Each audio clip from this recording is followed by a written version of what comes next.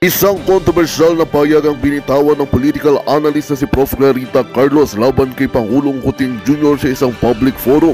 Sinabi ni Carlos na hindi na epektibo ang pamumuno ng Pangulo at hinamon siya na harapin ang mga isyong bumabalot sa kanyang administrasyon. Ang gobyerno ay dapat maglingkod sa bayan, hindi sa pansariling interes ng ilang nasa kapangyarihan. Matapang na pahayag ni Prof. Carlos. Kasabay nito, lumabas ang balita ng Armed Forces of the Philippines or AFP ay posibleng naghahanda na ng hakbang upang mapanatili ang kaayusan na maaring magkasama ng pagpapatalsik kay Pangulong Kuting Jr. Ayon sa mga eksperto, ang lumalaking tensyon sa pagitan ng Administrasyong Marcos at ng iba't ibang sektor ng lipunan ay nagdudulot ng matinding pangamba. Ang balitang nakikipag-usap ang ilang opisyal ng AFP upang tiyakin ang stability ng pamahalaan ay nagpalakas ng espekulasyon na maaring may planong hakbang laban sa Pangulo. Ang taong bayan ay nahahati. May mga sumusuporta sa matapang na pahayag ni Carlos habang ang iba naman ay nananatiling tapat kay Kuting Jr. Habang umiinit ang sitwasyon, malinaw na nasa kritikal na yugto ang kasalukuyang administrasyon. Ang AFP na itinuturing na tagapagtanggol ng demokrasya ay inaasahang gagawa ng desisyon na makakabuti para sa bansa. Sa ngayon, ang sambayanan ay patuloy na nag-aabang sa mga susunod na hakbang habang ang pagmamahalaan ay nasa ilalim ng masusing pagsusuri mula sa lahat ng panig. At yan nga ang balitang ating pagkakatutukan. Ngunit bago ang lahat, siguraduhin mag-subscribe at ihit ang notification bell para sa patuloy na pagtutok sa mga silip ng bagong balita sa tunay na boses ng masa.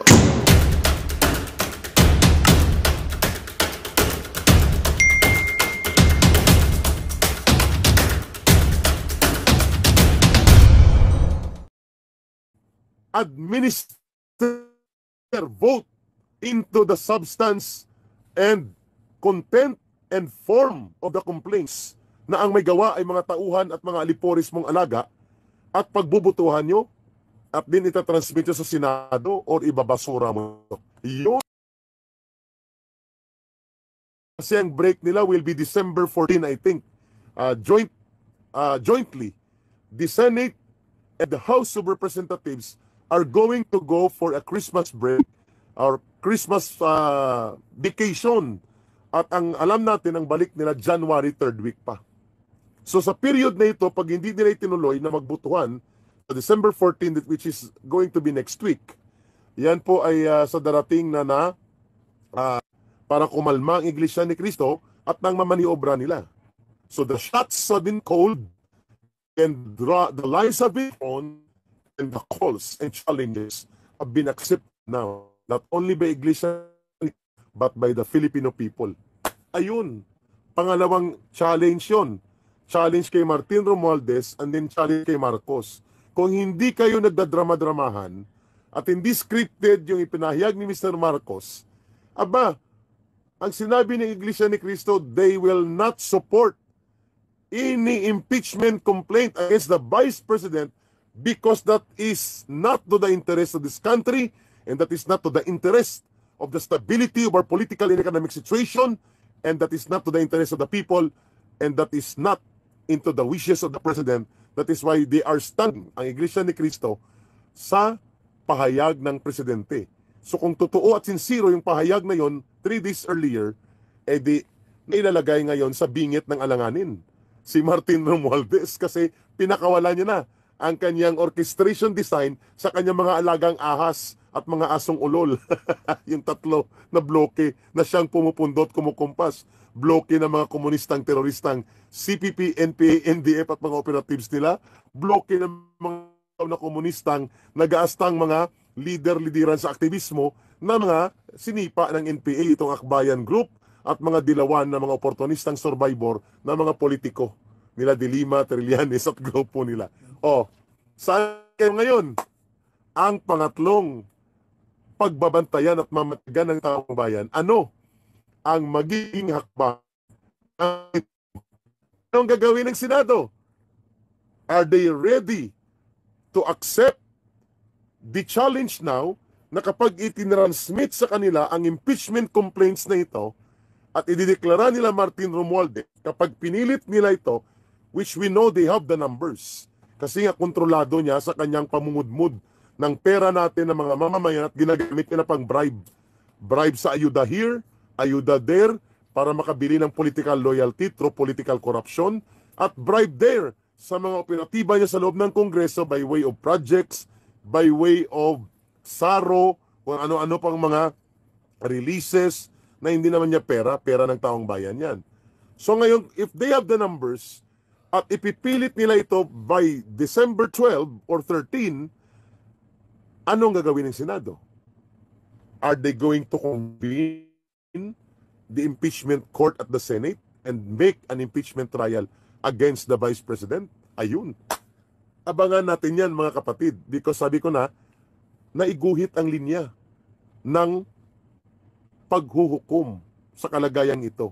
Sabi ng Iglesia ni Cristo, we are not supporting any impeachment complaint against the Vice President as that is not the stand. We stand by the stand of the President Mr. Marcos. At naman ang gagawin din ng Senado dahil nagmamatyag ang Iglesia ni Cristo. And maybe even the religious Catholic group na dominant religious sector sa Pilipinas ay nagmamatyag na rin. Because we have already seen last week na nagsagawa ng statement ang Archdiocese of Manila through the leader of Archdiocese of Manila na si Cardinal Advincula na taga-Capiz. Dito yan ang galing sa probinsya namin, sa aming region sa Panay Island. So kapatid, mga kababayan, kaabang-abang po ito. Ang Senado ngayon ay nasa bingit din po ng alanganin kung hindi nila tatanggapin ang katotohanan na lumalaganap ang diskontento ng taong bayan dito sa maruming laro ng pamumulitika nila Martin Romualdez at sa gimik-gimika nila ni Marcos na pinsan niya. Sapagkat ang gusto talaga nila tanggalin sa equation ng political condition and landscape of the Philippines ang mag-amang Rodrigo Duterte at Sara Duterte para wala ng balakid sa kanilang very apparent and undeniable ambition to control and consolidate and concentrate power upon them beyond 2028. Kaya nagkagulo at nagkalitsye-litsye tayo. Ayan! Senado, tatanggapin nyo ito at magko-convict nyo ng impeachment trial laban kay Sara Duterte at i-convict nyo siya. Naku, taong bayan po ang nakamasid dito. Hindi lamang ang Iglesia ni Cristo. Bukas po, bago tayo matapos ngayon, bibigyan ko lang kayo ng konting background kahit mga 5 minutes lang. Ano po itong Makabayan Group na ito na tinatawag ni General Parladi na Kamatayan Group?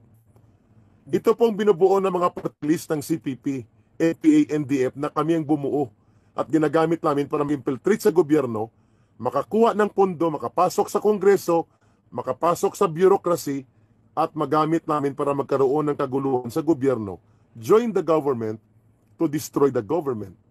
Pretend to use democracy in order to destroy democracy. Pretend to be bringing and fighting for the interests of the people in order to make the people become your weapon in advocating your agenda of ideology of communism. Ganon po ang taktika dyan kung bakit may mga party list. May sinasabi silang sectoral organizations.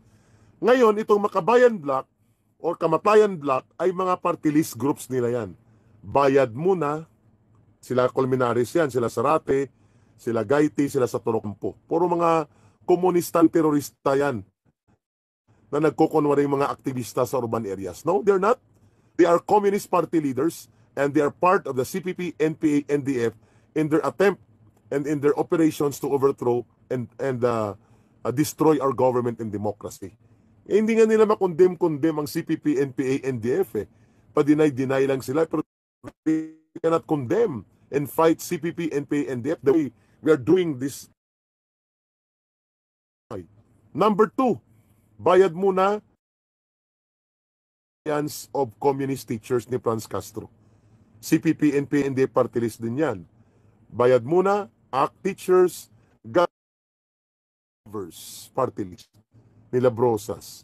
Ang pang-apat ay ang grupo nila Raul Manuel na Kabataan NPA Recruiter Party List. Dati 5 sila niyan.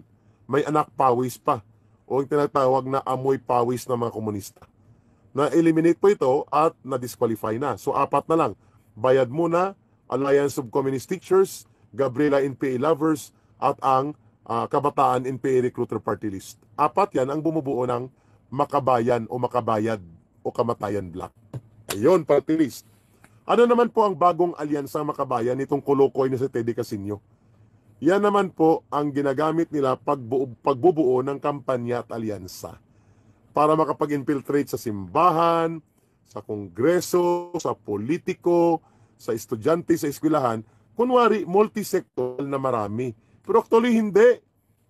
Without their alliances na yan, ang kaya nilang immobilize dyan sa mga 5,000 lang naman versus sa milyon-milyong mga Pilipino na tumutuligsat lumalaban sa kanila. So ang bayan o ang bagong alyansa Makabayan, parallel organization niya ng kanilang Makabayad Kamatayan Black Party List.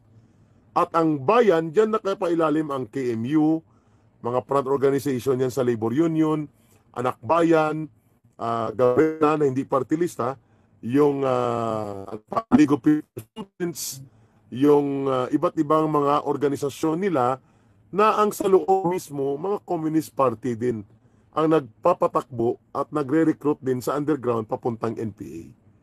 Yan ang bayan ang pumapayong. So tinatawag nila ang kanilang complaints to the cover ang lahat ng media. People's impeachment against kay Sara Duterte. Ang kanilang dahilan, bakit daw people's impeachment? Boses daw. Ang bayan ang bit-bit nila. Ha? Kailan kayo naging boses namin? Kailan kayo nagrepresentasyon ng aming demokratikong adikain sapagkat kayo ang kalaban ng mamamayan?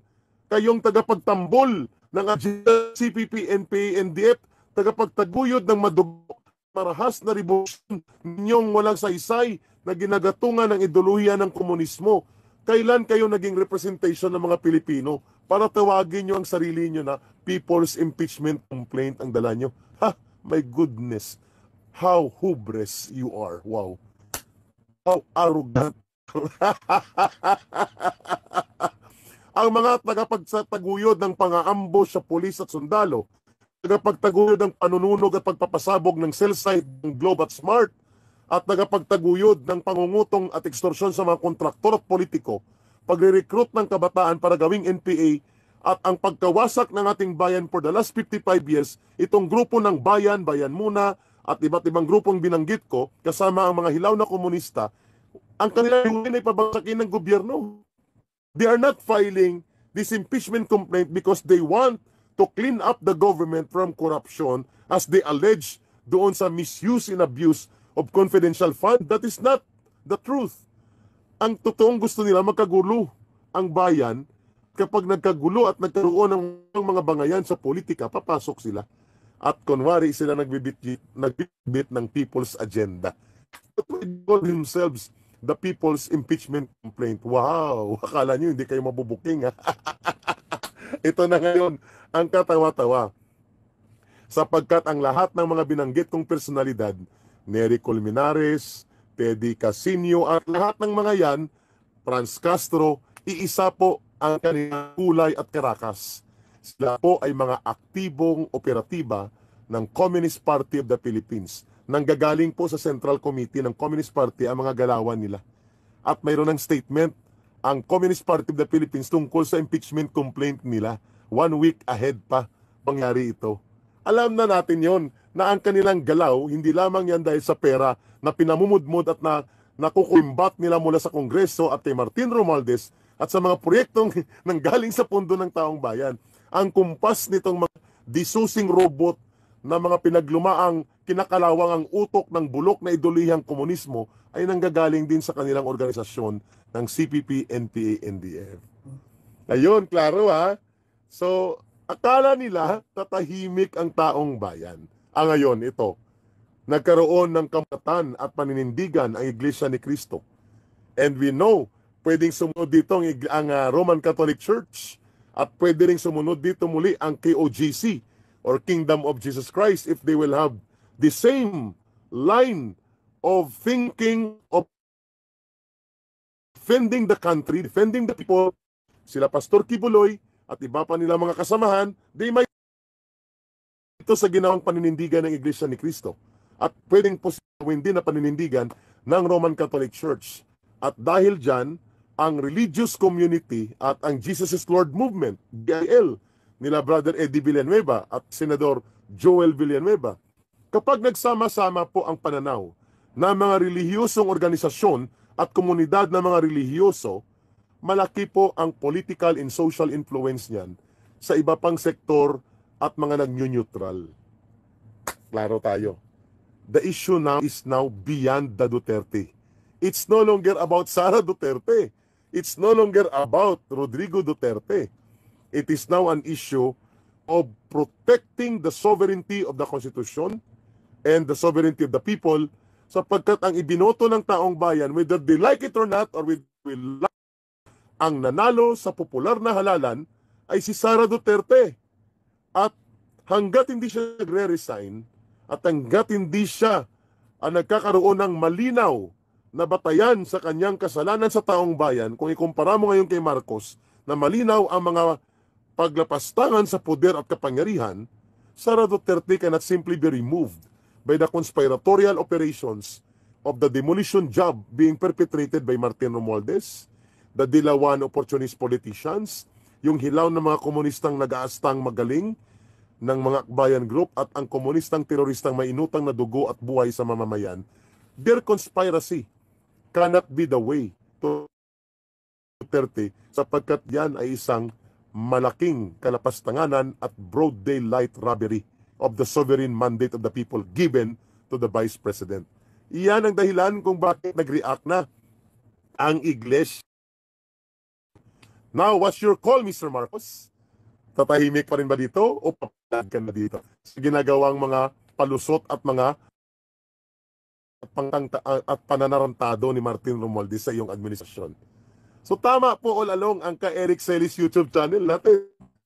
There is one person that should be held accountable sa pag-instigate ng destabilisasyon at paggamit ng mga maruruming laro sa politika, including sleeping with the enemies and colluding with the enemies of the people like the CPP, NPA, NDF, mga hilaw na komunista at na oportunistang politiko. There is only one person na gumawa niyan, Martin Romualdez, at ang kanyang kaharian sa House of Representatives, ginamit niya at ginagamit niya. However, there is one authority na kung gagawin niya ang tama, ay pwedeng ipatigil ito at talagang dapat gawin ang pagpapatigil noon pa. Walang iba kundi ang kanyang pinsan din na si Marcos Jr., who has the power as the president of this country.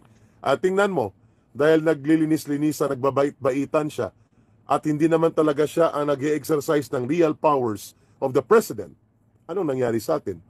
Lugmok sa kaguluhan ating bayan. But one thing is sure, sa inilabas na pahayag ng Iglesia ni Cristo at ilalabas ng mga karagdagang pagpapaliwanag dito, marami po ang kanilang ma-inspire na mamamayang Pilipino, iba't ibang sektor ng lipunan na totoong nagre-represent na ng kabuuang kolektibong boses at kolektibong interes ng mga Pilipino, hindi ang mga bugos at pretensyos na grupo na adelantadong kinikilalang sarili nila na sila ang representasyon ng mamamayang Pilipino. Itong mga komunistang, teroristang, nag-aastang lider-lideran sa mga urban operations nila laban sa atin at through the way of pagkukunwari nila. Maraming salamat po, Iglesia ni Cristo, at sana po maging kategorikal bukas yung pahayag na kayo'y magsasagawa ng mga kilos protesta kung ipipilit ang impeachment na bogus at masama ang layunin at ang layunin at maghuhusay nito kalaban ng gobyerno at kalaban ng mamamayan at papayungan ng poder ni Martin Romualdez dahil kaya niyang brasuhin at insultuhin at kaya niyang salungatin kahit mali at ambisyoso siyang gumagamit ng poder na ito laban sa kanyang pinsan. Tingnan natin mamaya or bukas anong mangyayari dyan. Kasi nangyari na ngayon sa South Korea. Although limited at binawi niya, the president tried to declare martial law on the basis na may mga communist infiltrators na nakapasok sa gobyerno nila na ang agenda nila ay sabutahihin ang budget ng kanilang gobyerno at pati na ang operations ng kanilang gobyerno. First time ko narinig yan, na anong ibig sabihin niya, mayroong non-communist party members na nag-ooperate sa Magandang balita ang hatid namin sa inyo ngayong araw. Sa pagtatapos ng aming balitaan, nagbigay kami ng mga mahalagang impormasyon. Maraming salamat sa pagtutok at pagsuporta sa aming programa. Huwag kalimutang manatili sa mga susunod na araw para sa mga bagong balita at mga kwento na dapat nating abangan. Mula sa Boses ng Masa, magandang araw Pilipinas!